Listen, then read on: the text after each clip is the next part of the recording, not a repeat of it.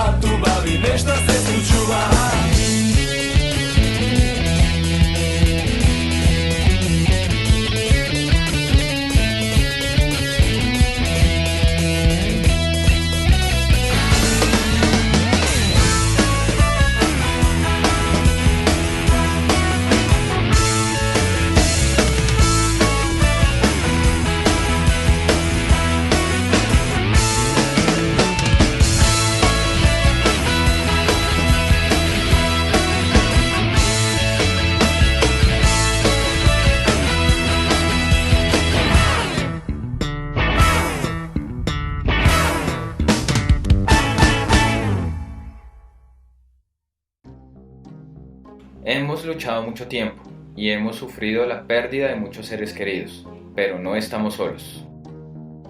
Hay grupos de resistencia en toda Colombia. Manténganse vivos, no tienen idea de lo importantes que son y de lo importantes que se volverán todos y cada uno de ustedes. El uribismo está planeando algo grande, pero la resistencia está planeando algo aún más grande.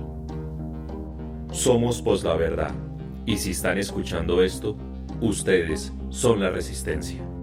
La verdad.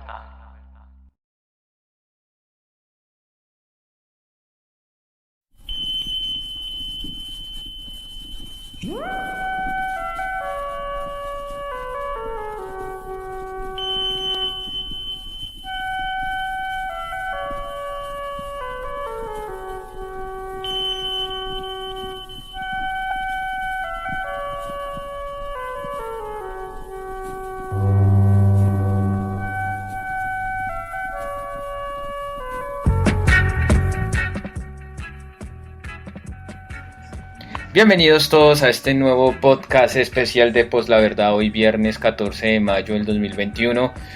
Colombia aún sigue en dictadura, el paro no para.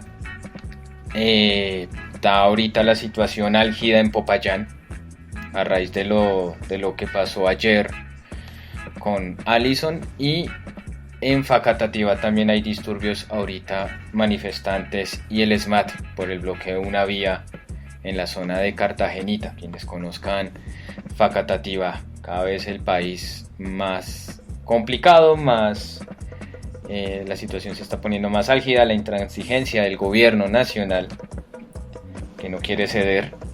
Y bueno, y otra noticia de última hora es que el CIDH, el Comité Interamericano de Derechos Humanos, sí, creo que es eso, no me equivoco, está pidiéndole a Colombia que los deje entrar para verificar la situación de derechos humanos a raíz del estallido social. Pero bueno, no siendo más, ya comentando estos sucesos así como de último momento, le damos la bienvenida a nuestros invitados especiales del día de hoy, Valentina y Sergio, que son parte de Altavoz. Entonces, no siendo más, bienvenidos Sergio, Valentina, bienvenidos a Pos la Verdad, que vamos a hablar de un tema bien interesante, por supuesto relacionado con el tema del paro nacional. Entonces, muchachos, bienvenidos a Pos la Verdad. Hola Javier, muchas gracias a usted por la invitación, y pues nada, encantado de estar acá. Un saludo a toda la audiencia y espero que sea una charla bien interesante. Así es, Sergio y Valentina, bienvenida. Hola, buenas tardes, muchos saludos a la audiencia, a ustedes muchas gracias por la invitación. Entonces yo creo que comenzaremos acá contándoles un poco de qué es Altavoz. Altavoz es una propuesta que surge ahorita a raíz del paro por estudiantes de la Universidad Pedagógica Nacional del Departamento de Lenguas. La propuesta es hacer una suerte de elemento de comunicación popular, pues a raíz de todo lo que vemos de la comunicación hegemónica, ¿no? De todos los problemas que esta tiene. Entonces, esta idea sale de ahí. No es solo un ejercicio periodístico el que tratamos de hacer o de opinión, sino que también resignificamos otras formas de lucha de alguna u otra forma,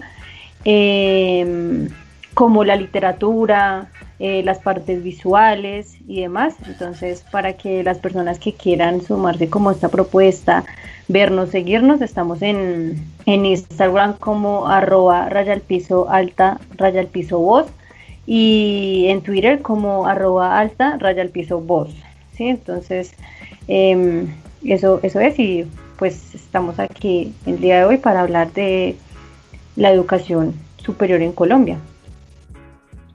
Así es, Valentina, muchísimas gracias por acompañarnos. Igualmente a Sergio, antes unos comentarios.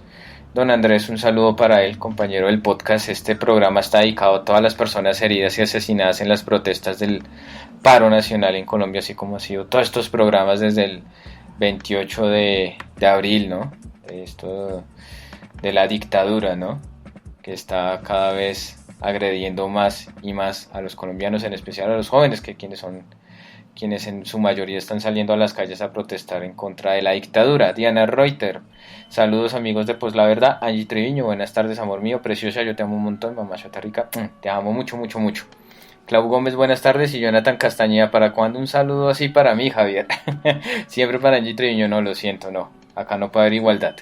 Y don Andrés nos deja aquí dos noticias rápido de este indeseable César Gaviria, que salió en defensa de Duque, le pidió a su partido acompañarlo. El expresidente le dijo a sus congresistas que es necesario recuperar la confianza en el gobierno, y ahora que sí está de acuerdo con la reforma tributaria, no me atravesaré, votaremos la propuesta del gobierno, aunque el exmandatario y jefe del Partido Liberal manifestó su respaldo. Insistió en que hay dudas y que en todo caso solo votarán una iniciativa que se limite a lo estrictamente necesario. Declaró que no participarán del diseño del proyecto ni asumirán responsabilidades sobre las consecuencias. Qué horrible, César Gaviria. Y Don Yorks nos saluda, We Are the Resistance. Espero lo he pronunciado bien. A propósito de ingleses machacados, ¿no? Como dijo esa revista de caca machacada de la revista Semana. Ahora sí, Sergio y Valentina, bienvenidos. Ahora sí a lo que nos trae el podcast de hoy. Pues yo simplemente copié lo mismo que ustedes pusieron en su trino, para invitando a la gente a a que escucharan este podcast de hoy para hablar de la situación actual del país desde la perspectiva de la educación y su desfinanciación. Y antes, pues por supuesto esta semana, sí, creo que sí, fue esta semana, sí,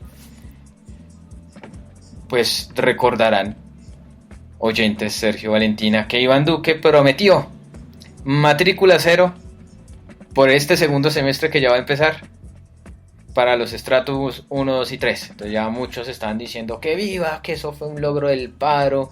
Pues resulta que eso es como un pañito de agua tibia. Entonces, ya que ustedes saben más del tema, por supuesto, ustedes que son de universidad pública, que padecen el tema del desfinanciamiento de la universidad pública, más ahorita con este tema del paro que se ha hecho notar, que se está pidiendo educación gratuita hasta el nivel, todos los niveles, que ya unos están diciendo que sí, que hasta maestrías, también posgrados podrían ser objeto, porque no de estar dentro del universo de la educación gratuita, para que más jóvenes tengan oportunidades de formarse y no estar endeudándose con ICETEX o bregar a ver si por fin pueden estudiar, o como hacen muchas personas ya no en su juventud, sino que pues trabajan y pues si logran, eso sí, si tienen las formas y los modos, estudiar en una universidad privada en jornada nocturna, ¿no?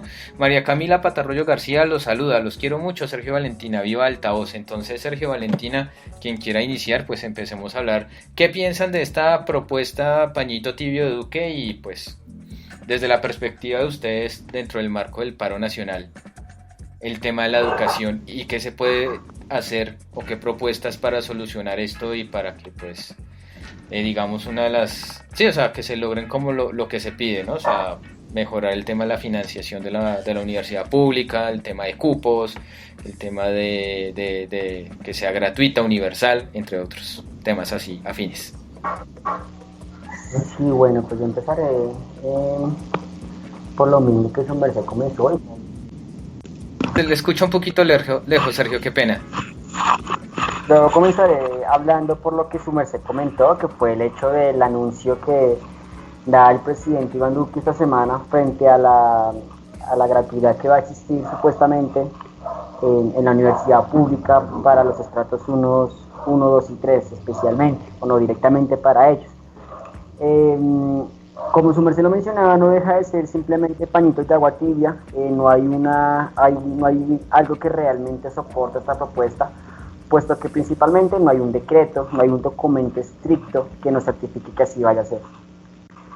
Segundo, yo considero que no deja de ser un poco curioso toda esta artimaña que se estableció, y dado que en un principio, hace 2 semanas, nos decía que se debía tener una reforma tributaria a causa del hueco fiscal en el que estaba la nación. Entonces, que por eso iban a hacer una reforma tributaria que obviamente iba a afectar especialmente a la clase media y especialmente a las clases populares realmente. Era la tercera reforma tributaria que se hacía últimamente, y que siempre intentaba realmente restarle los impuestos a las clases altas, a la clase dominante, si se quiere llamar así, aquella clase a la clase capital, a los grandes capitales realmente. Y a raíz de todo esto se arma un problema en el berraco, y la reforma tributaria, el proyecto pasado del Congreso, viene siendo finalmente como el florero de Llorente, que es lo que desata toda una revuelta social en Colombia, a causa de que dice el presidente Iván Duque que no había que había un hueco fiscal que se tenía que suplir. Y es muy curioso cómo a raíz de toda esa palabrería, charlatanería barata del señor Iván Duque, posteriormente, 2 semanas después, a raíz del paro, se establece que va a haber una educación gratuita, que el semestre va a ser gratuito, matrícula cero, 2021-2, en las universidades públicas del país para los estratos 1, 2 y 3. Entonces aquí hay una incoherencia muy fuerte, porque bueno, si le van a pagar el semestre a los jóvenes de los estratos 1, 2 y 3, ¿por qué anteriormente se decía que no había plata? ¿Sí? ¿Por qué querían que pasara esa reforma tributaria en el Congreso? Entonces, ¿de dónde va a salir esa plata? ¿Cuál es el artículo? ¿Cuál es el sustento que tiene la propuesta o la el anuncio que hace el señor Iván Duque, son preguntas que se tienen que hacer en adelante, porque yo lo que veo realmente es que a raíz del paro, a raíz de la gran movilización social que se ha dado en el país, en los diferentes sectores, pues ya lo que empiezan a hacer realmente la clase política del país es mandar contentillos, y uno de esos es matrícula cero para todo el mundo, sin tener en cuenta de dónde va a salir esa plata. Obviamente que hay recursos, sí, yo considero que sí pueden haber los suficientes recursos, sin embargo, es un poco complicado creer a un gobierno como el del señor Iván Duque. Pues sabemos que hay mucha plata desde la corrupción, sabemos que hay unos grandes capitales que evaden impuestos. Tal vez si se lograra restablecer todo eso, si se lograra solucionar todas esas problemáticas, sería posible. No me atrevo a decir sí o sí no, pero tal vez sea posible. Es un caso hipotético. Pero desde mi posición con el gobierno de Iván Duque, no le pido mucho a eso. Y pues también hay que destacar, pero ya se lo hablaremos más adelante, es de que el problema de la educación pública realmente no es una cosa netamente del presidente Iván Duque, sino que es algo que viene de mucho más atrás. Pero será como para empezar. Perfecto, Sergio. Valentina, no sé si quieras agregar algo más a lo que dijo Sergio. Sí, claro.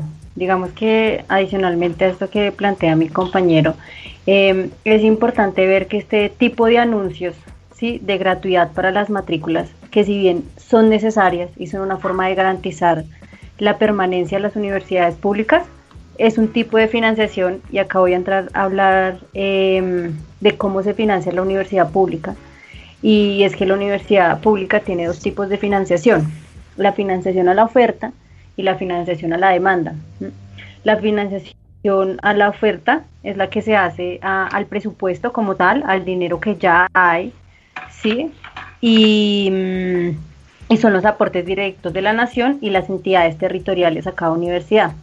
Y la financiación a la demanda es la que busca el acceso y permanencia en las IES, ¿no? Entonces esto va a responder un poco a un ejercicio de financiación a la demanda, que es lo que se le ha pedido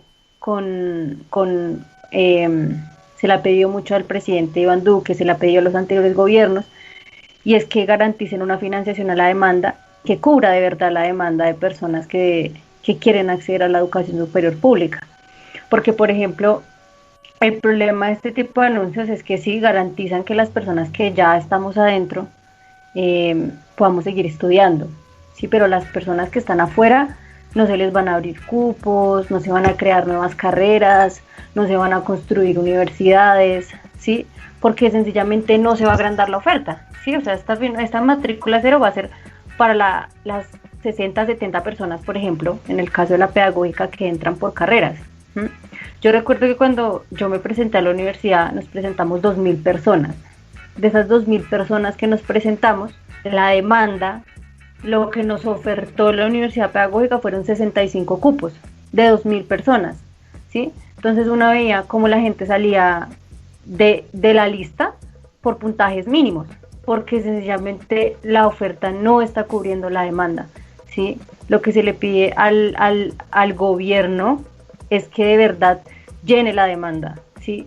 Que de verdad se puedan ampliar las universidades públicas, que se puedan crear nuevas carreras, que el acceso a la educación superior pública sea extenso, ¿sí? No sea para las mismas 60 personas que entramos, y que bueno, de esas 60, 70 que entran, cuando uno va avanzando, quedan 40, quedan 30, se gradúan 10, se gradúan 15, precisamente por lo difícil que es la permanencia.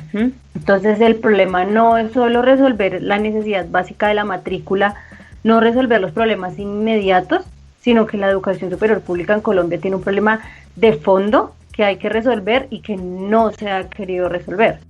Además, lo que decía, retomando las palabras de mi compañero, esa plática de dónde va a salir. ¿Sí? Si hace, cuando estaban pasando la reforma tributaria, ¿para cuántos días nos dijeron que teníamos caja? Como para 6 semanas, ¿sí? O sea, ¿de dónde van a sacar el dinero? O sea, dinero sí hay, como decía Sergio, pero entonces, ¿de dónde lo van a sacar ahora mágicamente para dar matrícula cero? ¿Sí? Esas son las preguntas que uno debe hacerse, y más en un gobierno del carácter como de Iván Duque y todas las personas que lo siguen.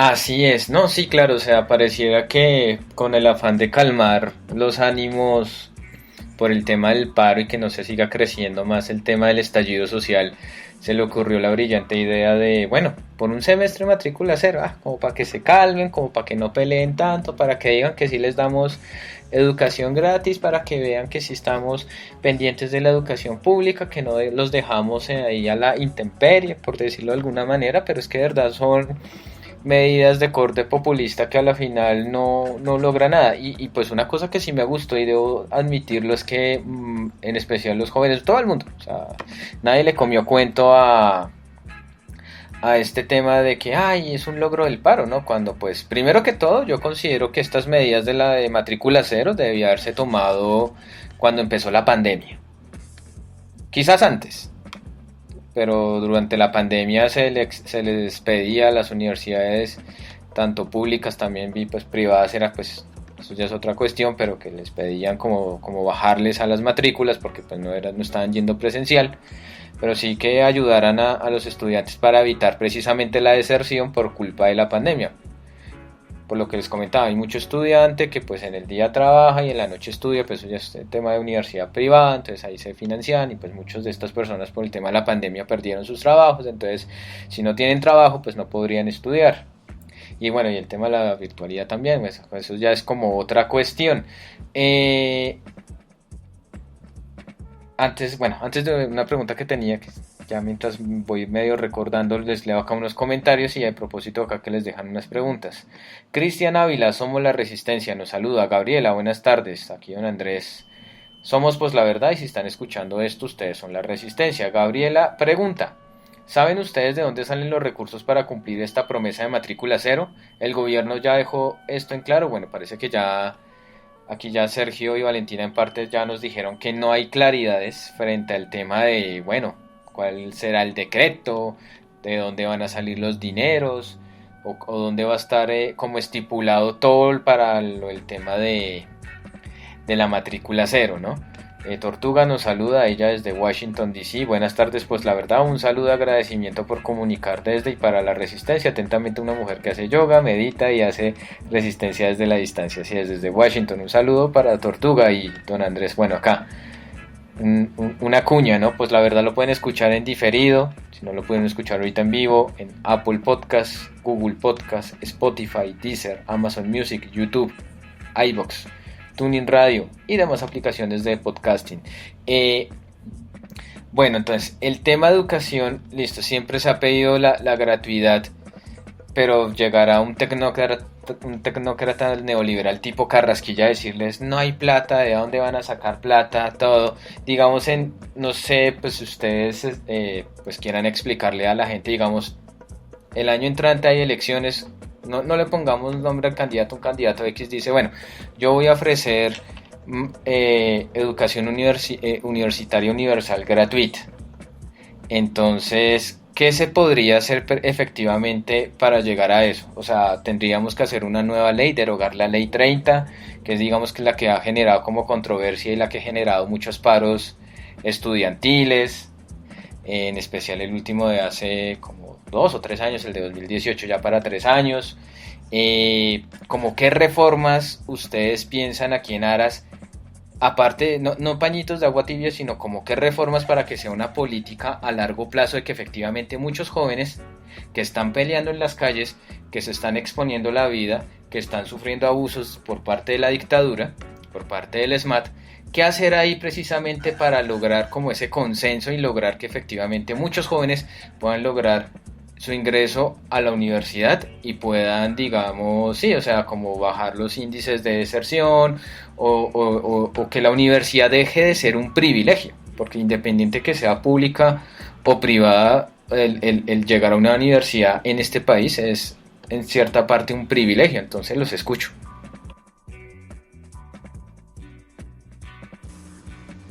Sí, vale, muchas gracias. Sí, concuerdo mucho con lo que dice. Digamos que una de las cosas que más me llaman la atención del paro que se está dando es que no es solamente el movimiento estudiantil quien está saliendo a las calles. Son los chicos desempleados, los que no tienen educación, los que no tienen empleo, que están exigiendo de una u otra manera que se les preste atención y que no se les roben sus sueños. Ahora sí, respondiendo tu pregunta frente al hipotético caso de X o de presidente, que al cual no le vamos a poner nombre, si llega a la presidencia con las propuestas de una educación gratuita y pública, yo no sé realmente hasta qué punto sea viable el que todos los jóvenes de Colombia tengan una educación pública en el 2023. Poniendo un ejemplo, yo creo que si bien es una propuesta que se debe llevar, tiene que ser un cambio paulatino, creo que se tiene que ser muy realista en eso.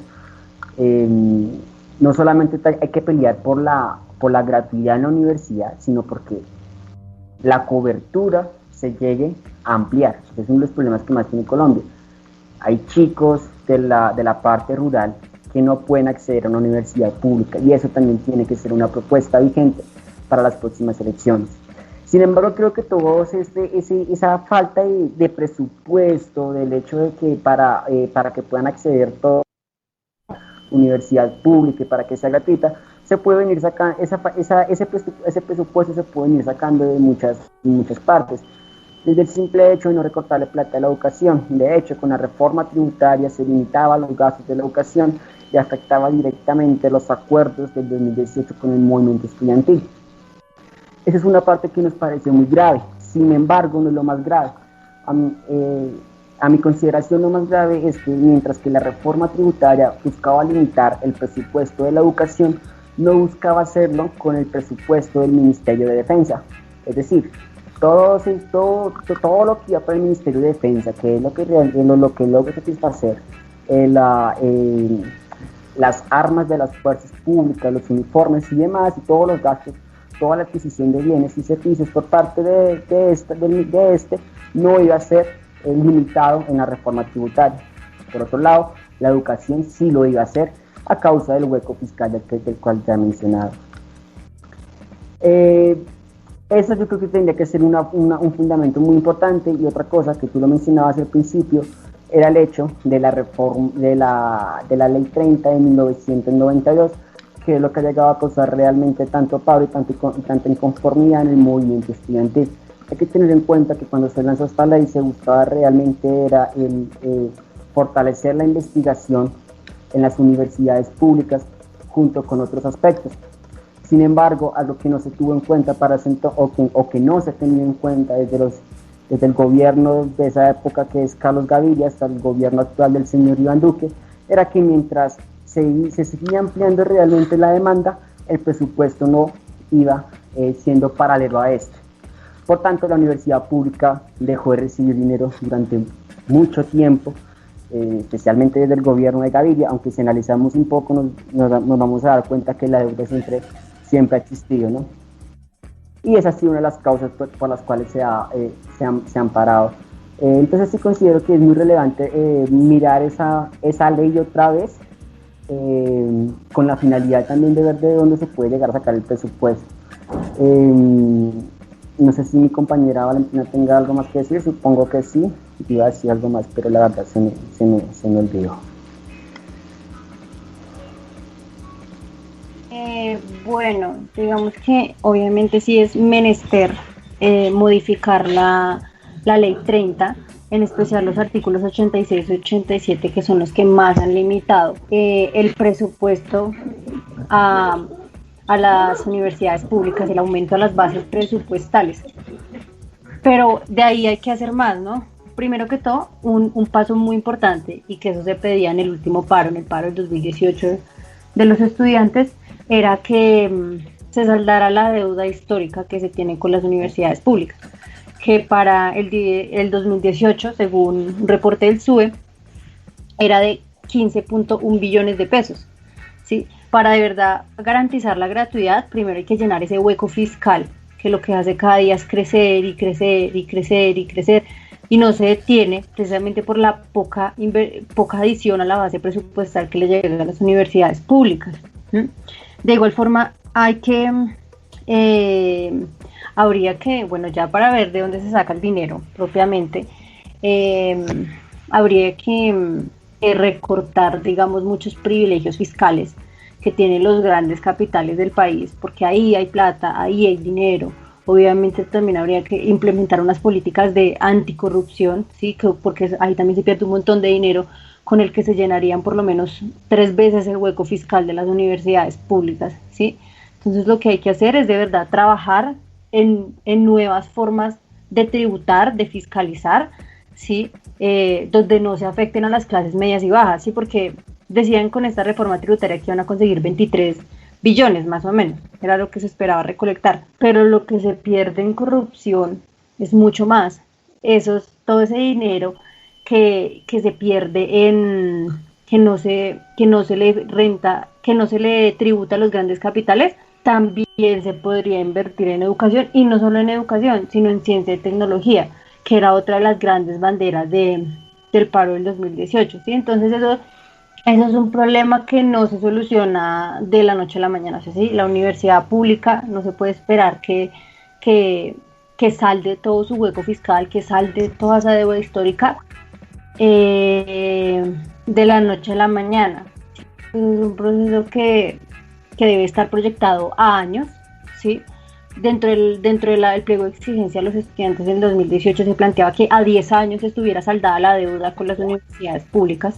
O sea, es un tiempo bastante considerable, es decir, que no se va a solucionar en un gobierno cualquiera que sea de unos 4 años, aunque claro, que debe iniciar por la voluntad política de un gobierno, porque ya sabemos que dinero sí hay, sí, pero que se quiere invertir en otras cosas. Entonces eso es un ejercicio de largo plazo, de largo aliento, ¿sí?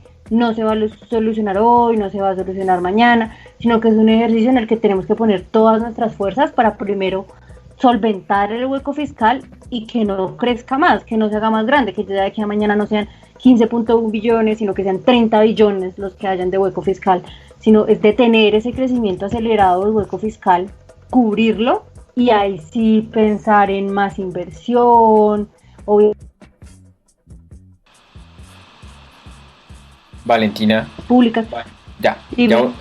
Es que se te fue la onda un poquito, entonces si retomas desde... ¿Dónde fue que quedaste? O sea, lo último que dijiste no se te alcanzó a escuchar, entonces qué pena contigo, si retomas desde ahí. Ok, bueno, ya estaba como cerrando diciendo que es importante llenar como la deuda histórica, importante finalizar el hueco fiscal y que este no crezca más, ¿sí? Sacar el dinero de donde se debe sacar, de los grandes capitales del país, e invertirlo correctamente en educación, porque de nada sirve que se consiga todo este dinero quitando excepciones fiscales cuando no se va a invertir en la educación, ¿no? Por ende, también sería ahí por ese mismo camino hay que derogar definitivamente la ley 30 y construir una nueva ley de financiación para la educación superior pública y para las instituciones técnicas y tecnológicas, por supuesto. Sergio iba a comentar algo. Sí, para complementar un poco lo que decía Valentina frente al tema de la corrupción, en el 2018 se decía que lo que gastaba el presupuesto de la nación en la corrupción era aproximadamente 50 billones de pesos. Yo pienso al igual que ella que si se logra reducir todo eso en la corrupción, si se lograra transitar realmente una ley anticorrupción, seguramente gran parte de ese presupuesto podría ir al Ministerio de Educación.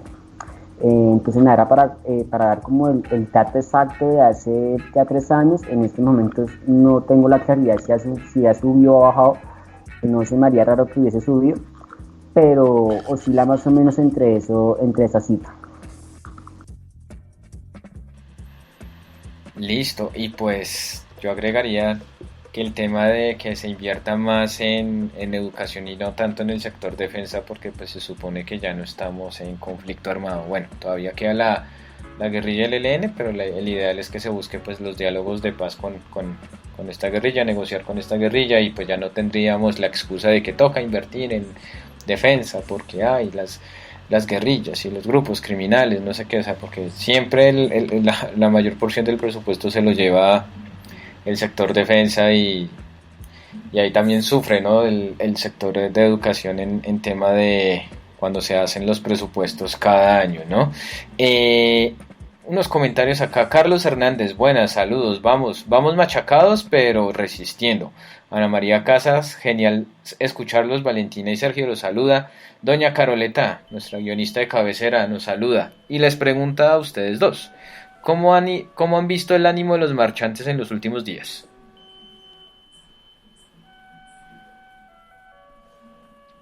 Bueno, para acá agregar otra pequeña cosita a lo que decías, obviamente muchas cosas, y es triste sentarse a ver en retrospectiva, muchas cosas de las que hoy día se piden en el pliego de emergencia, no solo del lado de educación, sino del lado de salud, bueno, trabajo, otros sectores, estaban contemplados en los acuerdos de paz de La Habana, ¿no? Muchos de ese tipo de cosas. Entonces, también yo creo que esa es una bandera que al menos como altavoz hemos recogido, y es que también hay que luchar por la implementación efectiva de esos acuerdos de paz. Hay que saber que definitivamente la paz no es el silencio de los fusiles, sino que eso tiene todo un sentido detrás, y que el cumplimiento de un acuerdo como el que se planteaba en La Habana precisamente va a permitir que todos los sectores se amplíen, ¿sí? Y obviamente hacer una negociación con el ELN, con las disidencias de las FARC, pero que sean negociaciones asertivas, efectivas, y que no se centren solamente en acallar los fusiles, porque ahí no termina la paz. Esa no es la paz. Pero bueno, ya digamos acá hablando del ánimo de los manifestantes y las manifestantes, cada día parece que va hacia arriba, ¿sí? Y en realidad es muy triste y es triste sentarse a pensar en ello, porque cada vez nos dan más motivos para salir a las calles, para resistir desde todos nuestros ámbitos educativos, de trabajo, como sean, precisamente porque pues la gente está cansada de tanta indolencia, ¿sí? Digamos que ahorita la educación no es una bandera no está tan arriba, ¿sí? En este momento hay otras crisis sociales por las que se está abordando el paro, pero sí, el ánimo de los manifestantes está arriba, totalmente arriba. Yo no veo que esto vaya en declive, y más ahora, digamos, con el caso de la joven en Popayán. O sea, son este tipo de cosas las que llevan a la gente a las calles, y precisamente a rebelarse contra este tipo de cosas que pasan, ¿no? O sea, yo creo que es muy difícil, y lo más importante es seguir uniendo varios sectores de la sociedad en pro de la manifestación amplia, masiva, para que precisamente nuestros reclamos sean escuchados, y eso también es otra cosa, hay que garantizar el derecho a la protesta. Yo creo que las manifestaciones tienen muchas aristas, y ahorita no se está respetando el derecho a la protesta. Entonces eso sí, como iniciamos el podcast, como en nombre de todas las personas que habían perdido como la batalla en estas movilizaciones, yo creo que por ende los manifestantes no nos vamos a detener, vamos a seguir, por el contrario, cada vez más arriba, hasta que hayan soluciones reales, no pañitos de agua tibia. Totalmente de acuerdo. Bueno, aquí otros comentarios. Ana María Casas, gracias por hablar del problema estructural de la educación más allá de lo superficial. Nicole Garzón, hola amigos, gracias por este espacio de participación. Don Carlos Hernández nos saluda y dice: no financian la educación pública porque existen grandes intereses en el sector privado de la educación para que eso sea así. Incluso están interesados en ver quebrado el sistema de educación pública, colegios y universidades. Luisa Sánchez, estoy de acuerdo, una alternativa es solventar esa deuda con los recursos que tristemente se van en la corrupción. Don Iván Dacho, buenas tardes. Hay un audio uribista rondando que dice que con Duque se invierte más en educación que en guerra. ¿Qué es lo que quieren los pelados? ¿Es verdad que Duque ha invertido más en educación que en defensa? ¿Ustedes qué opinan?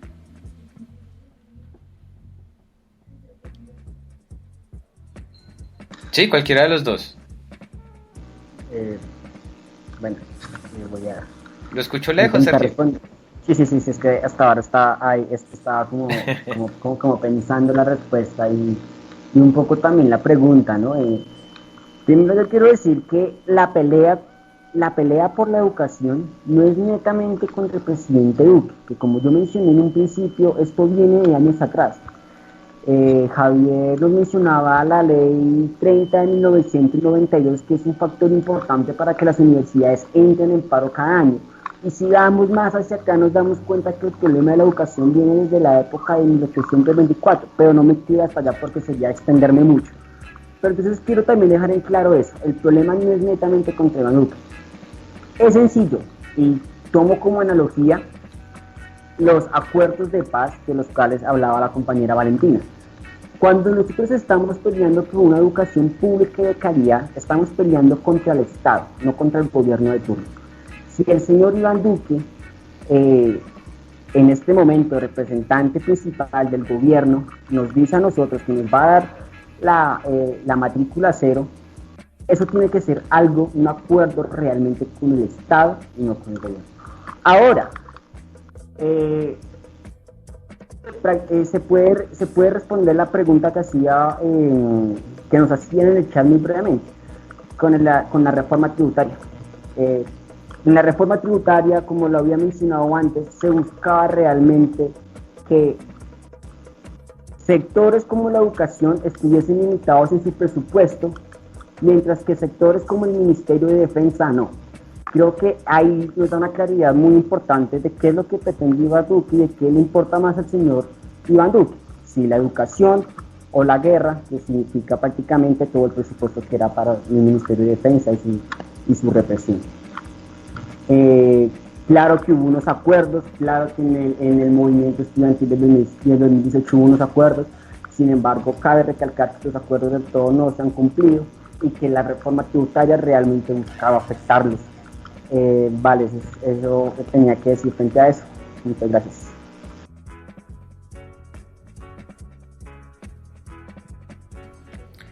Listo, Sergio, acá tengo otros comentarios. Juan Díaz, es importante que el compañero y la compañera den a conocer esta información sobre estos aspectos económicos que tanto nos afectan. Muchas gracias. Carlos Hernández dice 17 días de paro y contando. Sigamos resistiendo, que eso ya es un logro. Es un país que lleva tiempo dormido. Mucho tiempo dormido, diría yo. Mucho. Iván Ramiro Ortiz, muy de acuerdo. ¿De qué sirve un semestre con matrícula cero si al otro día las Fuerzas Armadas están violando mujeres en las calles? María Camila Patarroyo García dice, eso que dicen los uribistas Miami se los confirmó. Y Luisa Sánchez dice, ¿creerían que el comunicado de Duque de brindar educación gratuita a estratos 1, 2 y 3 es oportunismo ya que se acercan las elecciones del 2022? No sé ustedes qué opinen, Valentina o Sergio, quien quiera hablar. No, acá agregándole otra cosita chiquita a lo que decía mi compañero antes, se nota obviamente para dónde han ido los dineros ahorita. Al inicio de la pandemia se hizo una gran inversión en aviones militares, en nuevas tanquetas para el SMAT, en nuevos uniformes para el SMAT. Se está pensando en cambiar el uniforme de la Policía Nacional. Entonces ahí uno se da cuenta para dónde es que se está yendo la plática, y para la educación no es. Porque el semestre en el 2022, cuando también se le exigía matrícula cero al gobierno nacional, ¿qué pasó? Giró ahí unos recursos, muy poco dinero para todas las universidades públicas que somos en el país, y dijo, solucionen con eso.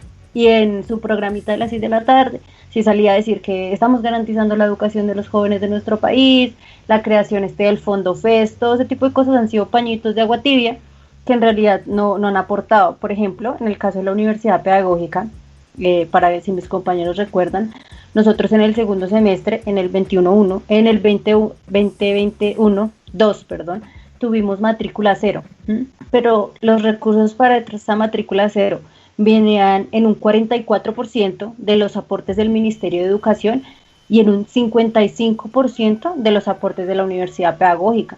Entonces, de una universidad que está muy desfinanciada, que ha tenido muchos problemas y que tiene muy poco dinero para su subsistencia.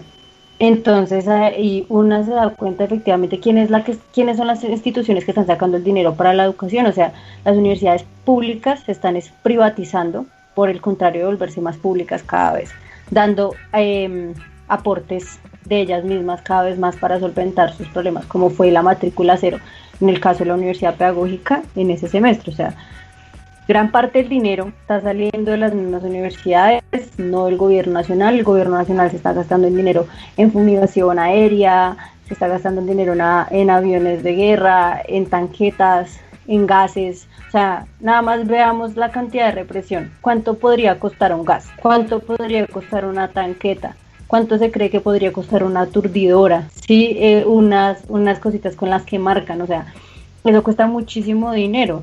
Entonces, definitivamente hay una inversión muy grande en defensa contra un pueblo desarmado, que es lo más triste, que para educación, precisamente. Y claro, obviamente esto es pura campaña política, o sea, eso es el mismo cuento rebuscado de siempre el uribismo. Al final, en el último periodo de campaña, comienzan, de la presidencia, comienzan a decir que el mismo uribismo nos va a salvar del uribismo, ¿no?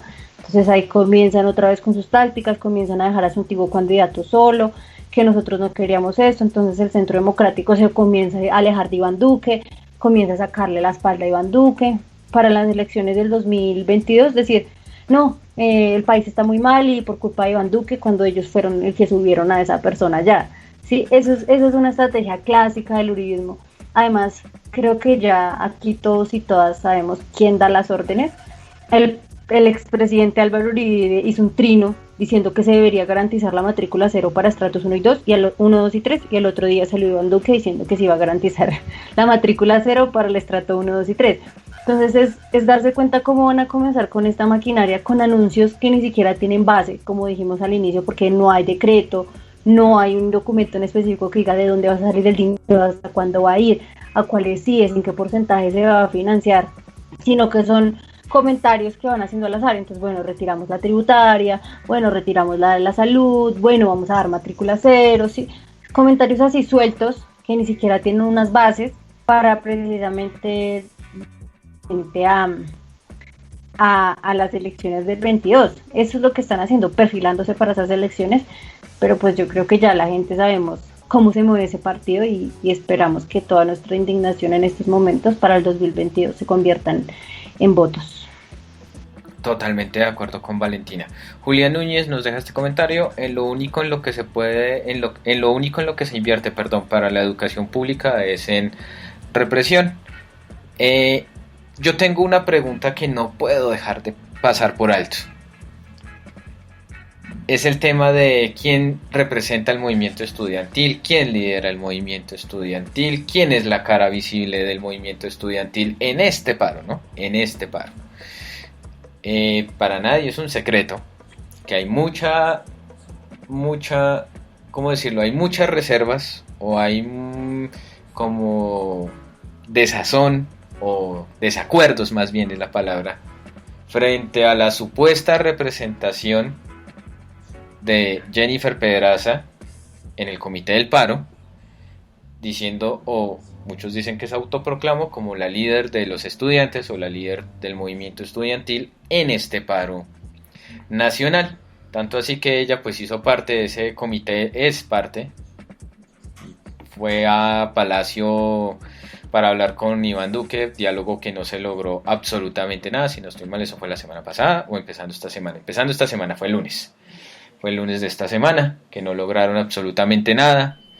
Y pues muchos estudiantes, muchas personas que están dentro de los movimientos estudiantiles han puesto la queja diciendo que ella no los representa, que Jennifer Pedraza no debería hablar a nombre del movimiento estudiantil, que ella no ha hecho nada, o sea, no ha aportado mucho para el movimiento estudiantil. Le recuerdan, dicen, la acusan de que ella vendió el paro estudiantil del 2018, que si lograron algo, pues al día de hoy pues como que quedó demostrado que no el gobierno nacional no cumplió, ¿no? Entonces yo les pregunto a ustedes dos, ¿se ven representados en ella?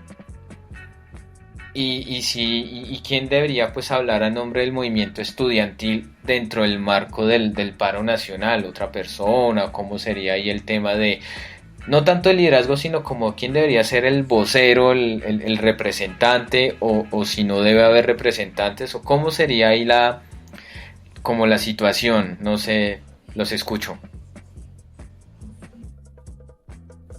Bueno, esa es una pregunta muy difícil. Yo creo que de las preguntas más difíciles de este momento. Pero bueno, hay que comenzar diciendo que gran parte de las personas que están en ese comité del paro, si uno habla con la gente, si uno habla con la gente que está en las calles, no se siente representada por ese comité. Y creo que lo mismo está pasando en el sector estudiantil. Digamos, yo en lo personal, yo hablo por mí como Laura Valentina Bernal, ni siquiera hablo por mis compañeros y compañeras de altavoz. No me siento representada en la figura de Jennifer. ¿Sí? Me parece que es una mujer que sabe mucho, que es una mujer que ha demostrado sus capacidades de liderazgo, que hace unos buenos análisis de las situaciones, pero que definitivamente no me representa en el ámbito del estudiantado.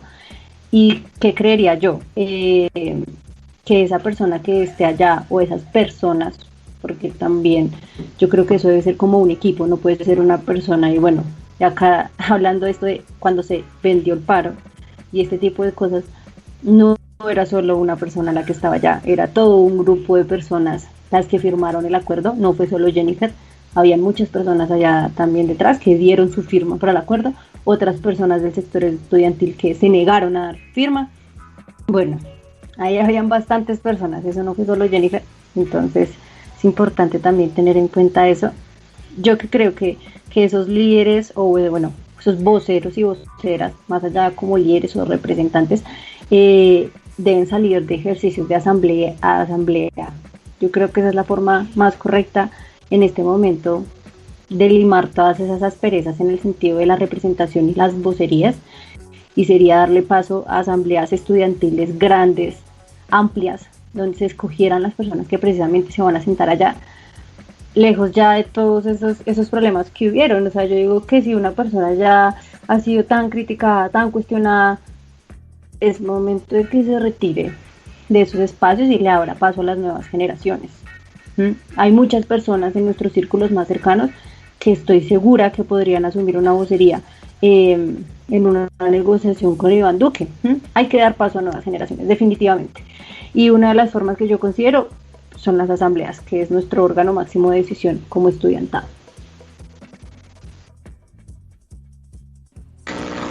Sergio. Bueno, sí, yo creo que concuerdo en totalidad con la compañera Valentina. En lo personal no me siento representado por Jennifer, una chica que hace 3 semanas estaba dudando si apoyar o no la movilización, que hay ciertos chismes, como se dice coloquialmente, de que no está de acuerdo con la movilización y demás, y que en este momento, cuando se empiezan a negociar el pliego de peticiones, sale a decir que es la representante del movimiento estudiantil, cuando se fue representante ya hace 3 años, no lo es en este momento. Eso por un lado. Considero yo que, como decía la compañera, hay que empezar a mirar otras representaciones, otros voceros que deben salir de las asambleas, deben salir de los espacios asamblearios. Los consideramos, al menos yo lo considero democrático. Creo yo que no es una vaina fácil, no es una vaina que se tome de la noche a la mañana. No es que yo mañana vaya a decir mi representante va a ser tal persona. No, pues yo creo que es un proceso que no tiene que ser muy lento, pero sí se tiene que tomar con mucha cautela.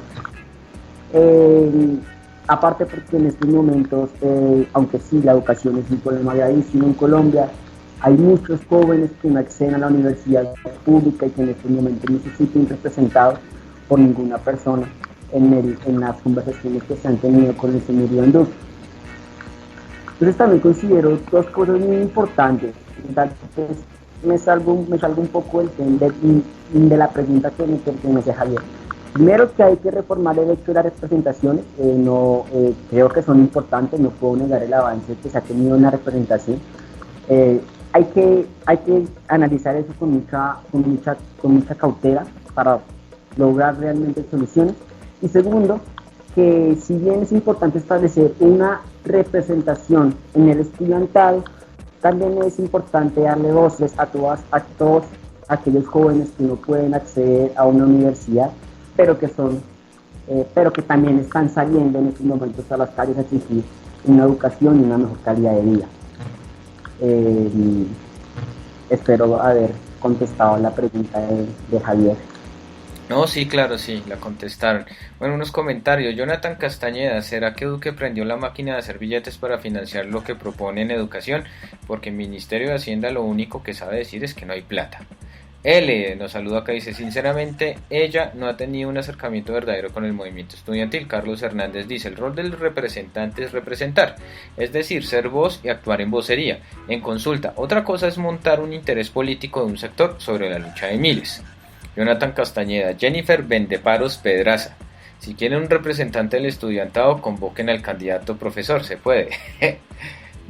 Doña Caroleta nos pregunta, ¿Jennifer sigue estudiando? Yo tengo entendido como que sí, pero ya posgrado, creo que ya está haciendo posgrado. Y sí, es estudiante de maestría. Sí, posgrado. Y don Iván Dacho nos deja el siguiente comentario, Jennifer Pedraza ya está haciendo maestría.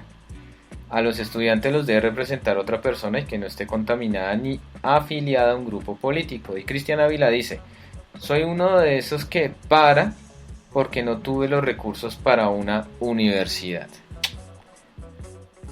Esa es otra cosa, ¿no? Que les toca aplazar por diferentes circunstancias. Eso es otra cosa que también preocupa en la educación universitaria. Bueno, ya para ir terminando, no sé, conclusiones, y aparte de las conclusiones, bueno, como que, ¿qué esperan del estallido social, del paro nacional? O sea, que de verdad la dictadura ceda y empieza a replantearse las reformas que necesitamos de aquí a... Bueno, porque estamos ya prácticamente un año de elecciones, que en mayo se hacen las elecciones presidenciales. De aquí a un año a elecciones, ¿será que sí lograrán dejar la intransigencia? Entrarán como a mirar el tema de la reforma a la policía, otras reformas, el tema precisamente de educación, que no sea un contentillo de ay, solamente por un semestre y ya después que todo siga igual, el tema de que no vayan a haber otras reformas tributarias que sean agresivas contra, bueno, digamos, porque yo insisto, ¿no?, que mi animal mitológico favorito es la persona que se considere de clase media o clases que afecta tanto a los que se autoproclaman clase media como a las personas de extracción popular, las clases populares.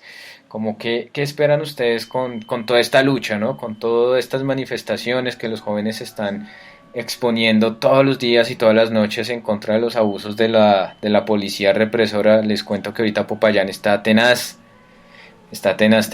hay una batalla campal entre los manifestantes y la policía, manifestantes que estaban protestando por lo sucedido con Allison. Entonces, no sé, muchachos, sus conclusiones y qué esperan de que vaya a suceder con este estallido social, que si todavía no para, y si como el estallido social, la protesta más larga o el paro más largo que ha tenido Colombia en su historia.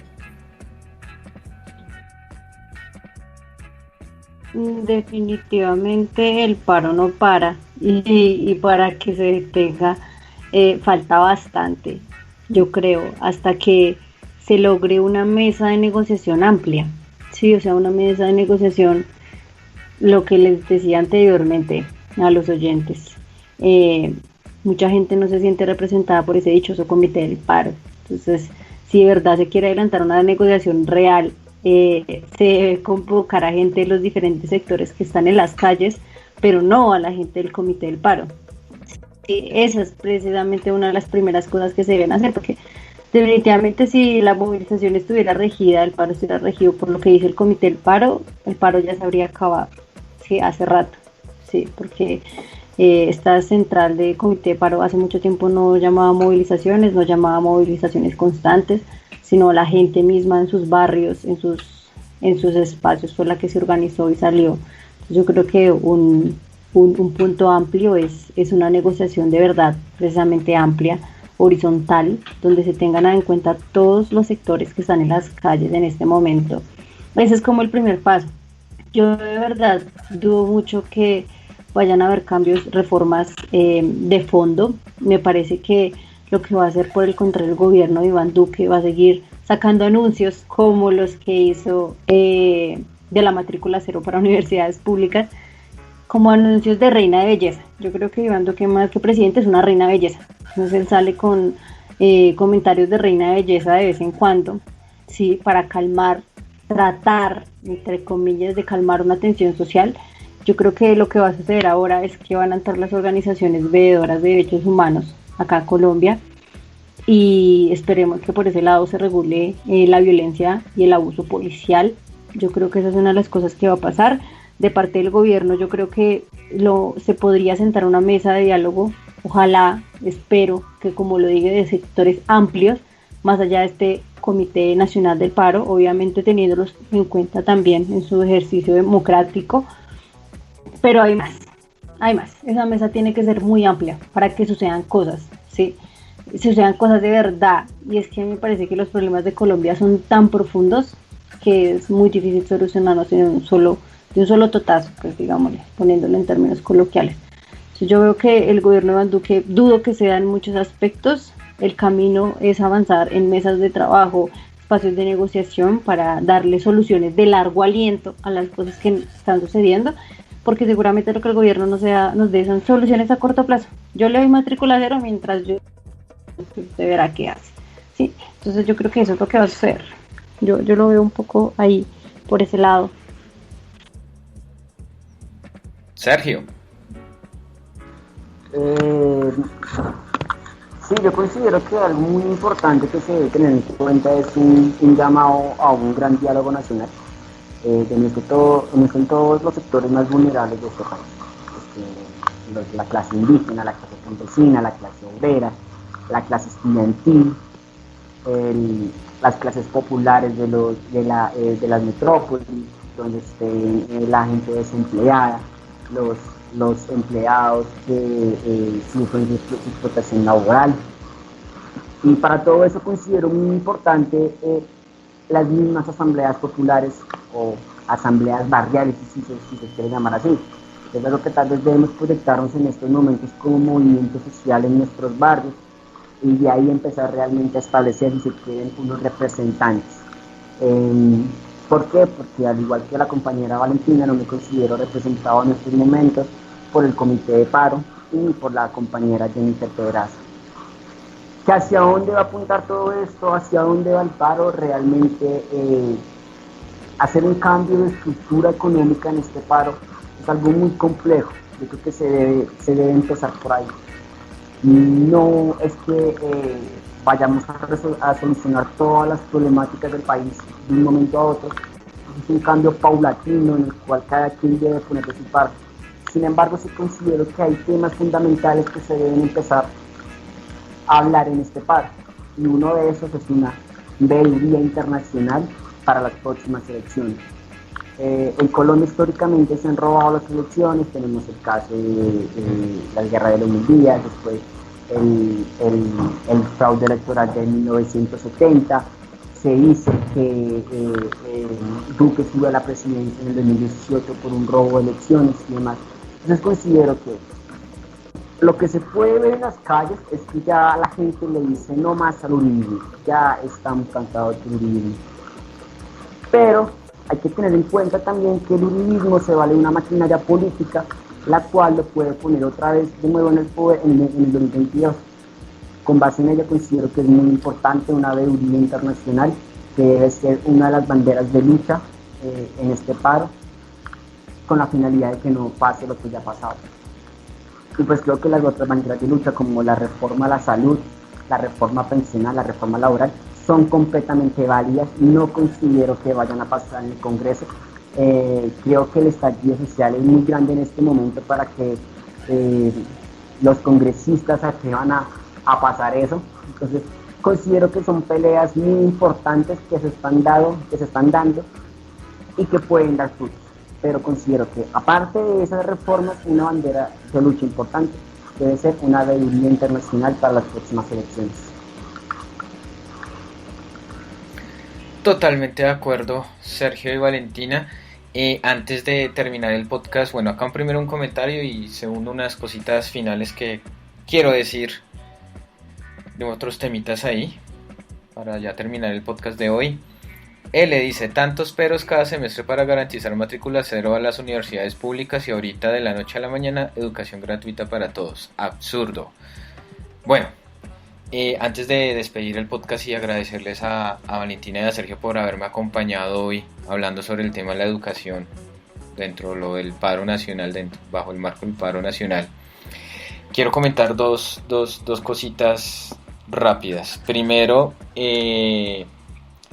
vergonzoso lo que pasó ayer y antes de ayer en Barranquilla en los partidos de la Copa Libertadores, Junior River y América Atlético Mineiro. Vergonzoso lo del alcalde de Barranquilla, vergonzoso Conmebol, vergonzoso el gobierno nacional y primero de exponer a los jugadores al tema de los gases lacrimógenos. Si querían forzar a lo maldita sea que Colombia tiene que ser sede, porque si no estoy mal ayer se ratificó la sede de Colombia, Colombia como una de las sedes de la Copa América. Si querían a lo maldita sea dar la apariencia que en el país, si hay protestas y estallido social de estas no están como tan álgidas como para que no interrumpan un partido de fútbol, pues se equivocaron y esto da pie para que de verdad sigamos impulsando, más que campaña, como la idea de que Colombia no puede ser sede de la Copa América por el estallido social, por los abusos a los derechos humanos, por las violaciones a los derechos humanos, la masacre que está cometiendo la dictadura. Y sería darle un premio a nivel internacional, insisto en esto, a la dictadura si le dan la sede de la Copa América. Los señores de la Conmebol ya verán si quieren hacer la Copa América interrumpiendo 5, 6, 7, 8 veces los partidos por el tema de los gases lacrimógenos, las protestas y demás. Fue un escándalo internacional. Los medios argentinos y brasileños, pues River Argentina, Atlético Mineiro de Brasil, se dieron cuenta de la realidad colombiana, hablaban de que sí, de que impresentable esto, que el partido no se debía haber jugado, que Conmebol muy mal hecho haber expuesto a los jugadores a este bochorno, entre otras cosas. Entonces no debería jugarse la Copa América en Colombia. A mí me gusta mucho el fútbol. Quienes me conocen saben que yo muero por el fútbol, me fascina el fútbol y por supuesto que chévere que Colombia sea sede de un evento internacional de esta altura, pero no estamos para Copa América, no estamos para fútbol. Por ahí hace poco escuché que la DIMAYOR está forzando que se juegue el partido de vuelta Cali-Tolima por los cuartos de final de la liga. Ya los de Cali y Tolima dijeron que pues en estas condiciones no se puede jugar. Verán si tendrán que interrumpir 8, 10, 12, 14 veces el partido por los gases lacrimógenos donde vayan a jugar. Y los futbolistas en su sindicato, el Alcohol Food Pro, creo que se llama el sindicato de ellos, ya dijeron que no, que hasta que no se normalice la situación del país no debería haber fútbol. Totalmente de acuerdo. Entonces, gravísimo esto y bueno, esto da más pie para que efectivamente la Copa América no se juegue en Colombia. Y eso también es uno de los afanes de Iván Duque de normalizar y por eso también la represión de la dictadura, o sea, como que se calmen, que se tranquilicen, a ver si se puede llevar el evento, pero no, esperemos que no lo hagan y que Conmebol recapacite después del tremendo papelón que le tocó pasar River Plate de Argentina, Atlético de Mineiro de Brasil en Barranquilla y en Pereira, que también hubo complicaciones con el Nacional de Montevideo, el Nacional de Uruguay. Segundo, me contaron que ahora con este tema de los Twitter Space, que alguien se volvió muy seguidor del podcast de nosotros, alguien de la otra orilla ideológica. Me comentaron, una persona conocida ahí que estuvo en ese space me comentó que esa persona muy uribista dijo, ustedes no sé si ustedes conozcan pues la verdad, eso es un podcast todo incendiario que habla de dictadura, aquí en Colombia no hay dictadura. Bueno, los sesgos de confirmación uribista, según ellos acá hay una conspiración castrochavista del Foro de Sao Paulo Internacional financiada por Cuba, Venezuela y la Unión Soviética para hacer caos, desorden, implantar el comunismo y el socialismo en Colombia, en sus locuras ahí sesgadas, ¿no? Si son capaces de justificar un abuso sexual por parte de la policía, cualquier canallada peor, pues se les puede ocurrir.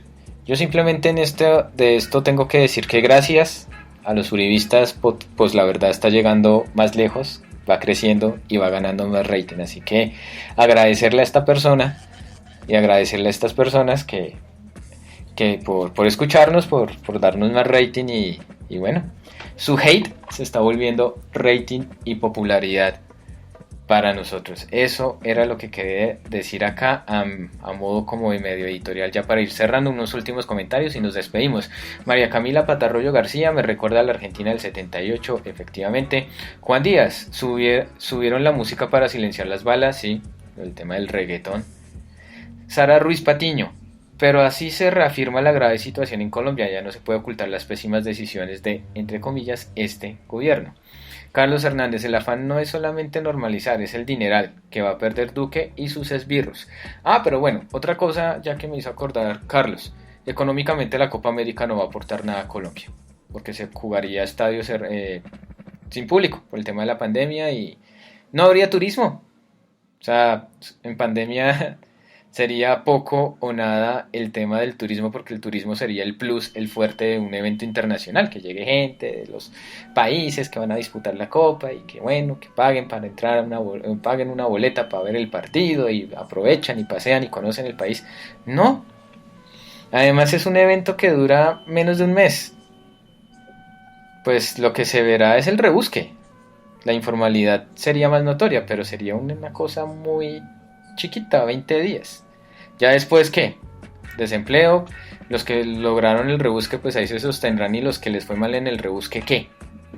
O sea, económicamente la Copa América no va a aportar absolutamente nada.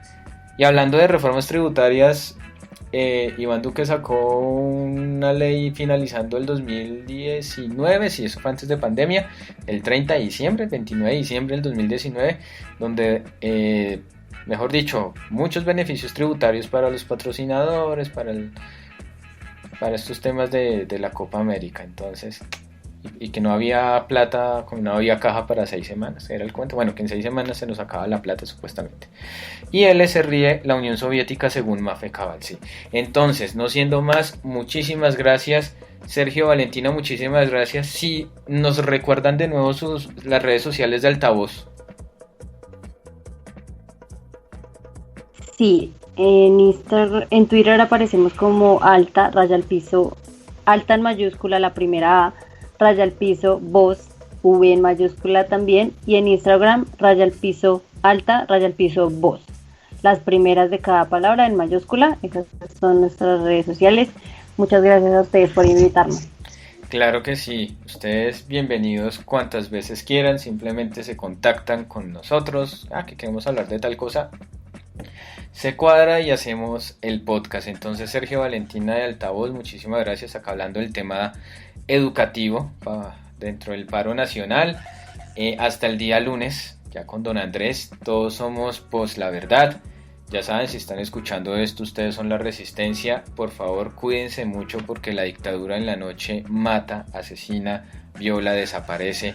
Y pues estaremos muy pendientes de Popayán y Facatativá, que la cosa se puso álgida en estos 2 lugares. Entonces, para que tengan cuidado, y pues mañana más marchas, más cosas, y esperar a ver cómo se va desenvolviendo esto, si se puede apaciguar el estallido social, o por si el contrario se va a poner más álgida la cosa, ¿no? Esperemos que no pasen cosas peores. Ya creo que ya ha pasado muchas cosas abominables por culpa de Iván Duque, por culpa de Álvaro Uribe, por culpa de Molano, por culpa de Zapateiro, del general de la policía, y la gente de bien de Ciudad Bacrín en Cali, vestiditos de blanco, todos pulcros, matando gente en sus Toyotas polarizadas. Entonces, no siendo más, muchísimas gracias. Todos somos Por la Verdad. Nos despedimos aquí con canción y hasta el día lunes. Entonces, no les digo qué bonito fin de semana, pero más bien les digo combativo fin de semana. Muchas gracias. Chao, chao.